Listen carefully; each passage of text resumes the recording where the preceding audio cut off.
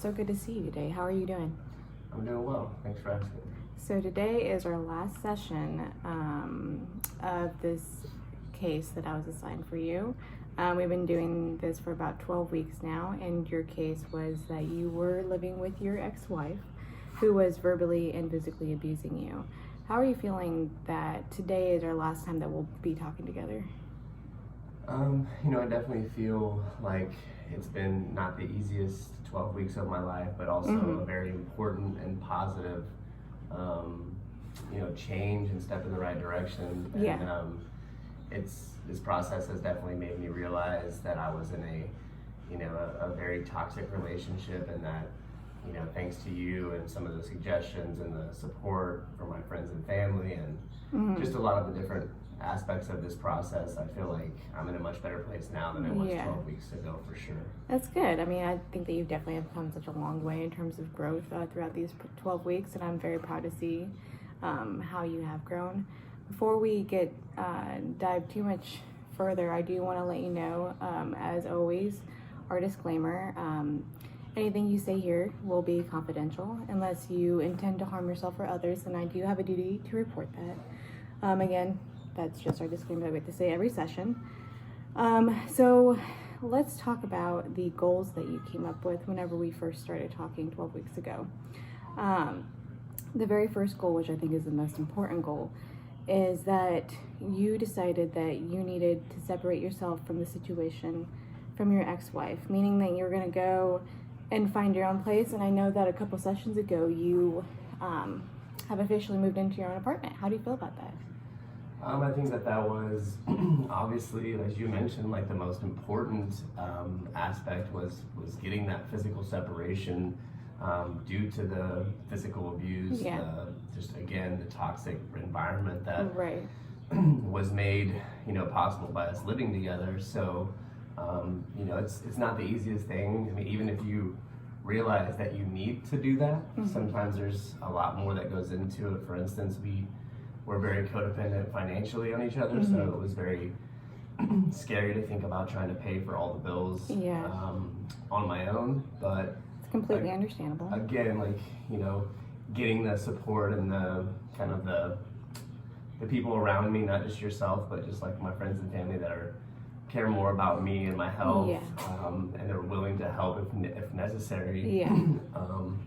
Once you finally make that step and you do, and I have, moved out on my own, like it's a great feeling. It's good to know that she can't have that access to me, and that I can just, have that freedom to live without having to worry about that environment. Yeah. Would you say that being on your own now has kind of helped you realize just how bad and toxic that environment was that you were in? Without question. I mean, I think that, just anything as simple as just like waking up in the morning and knowing that I don't have to start my day potentially with a fight or argument or possible violence, or even if it's just verbal, like it's no way to live, and you get used to that, and that's not a good thing to get used to. So I certainly just feel like it's a very liberating and just a great feeling to know that I can go throughout my day without having to worry about leaving a toxic environment or coming home to it. It's just a great feeling.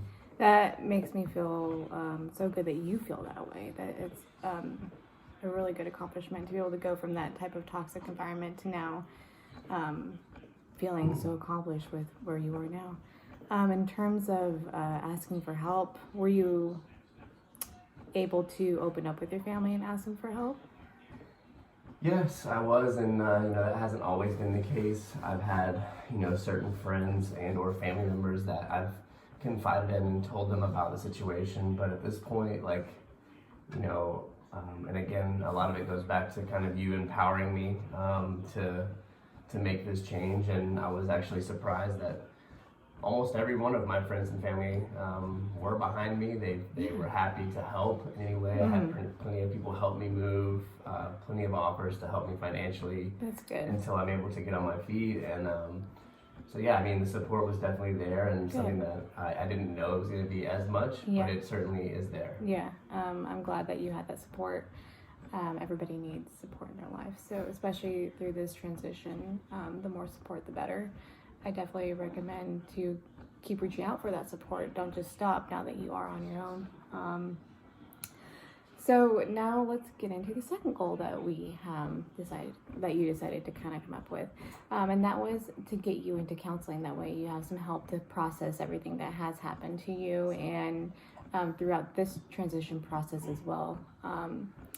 I know after our first session, I was able to get you with a psychiatrist, and you've been seeing her for a few weeks now, right? Yes, that's correct. Okay. And how do you feel like seeing her is going? Early on, like I've never seen a counselor or talked to anybody about, the situation, like from a professional standpoint.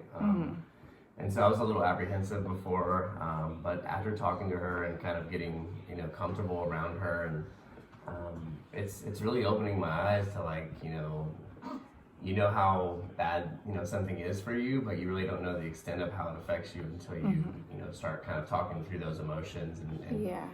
seeing exactly how much, things have affected you in so many different ways. And so I'm definitely enjoying, kind of sorting through my feelings and kind of figuring out like, how to deal with moving on and not, falling into that same kind of relationship again in the future and just all those things. And so it's definitely helping me kind of put things in perspective and feel better about the future moving forward. Good. I'm glad to hear that. Do you think that you'll continue on seeing her? I definitely plan on seeing her.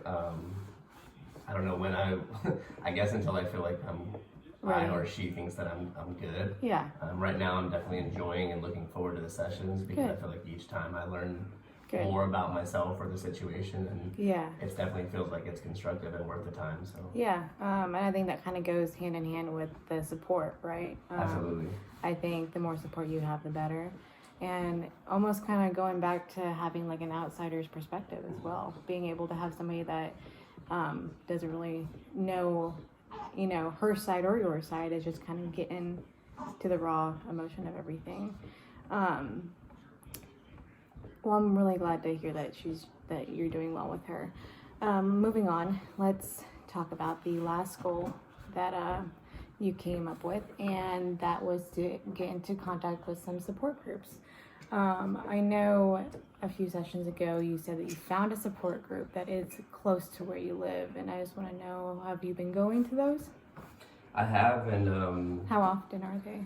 So I've just been able to go like once a week, just with my schedule, but I think that they are, you can meet as much as 2 times a week if you're available, but just the 1 time a week has also been good because it's like I'm getting, talking to several different people, with the counselor. She's explaining, she's helping me like sort through my feelings and whatnot, whereas, talking with the support group, it's just nice to hear that other people can relate to me. Absolutely. And that they, more so than just the counselor who's professionally helping you, like it helps to have somebody that says, like, I know exactly what it's like to be in your shoes and how hard it is to transition. Just and know that you're not alone. Yeah, just like knowing that there's other people that can relate to how I'm feeling is nice. Yeah.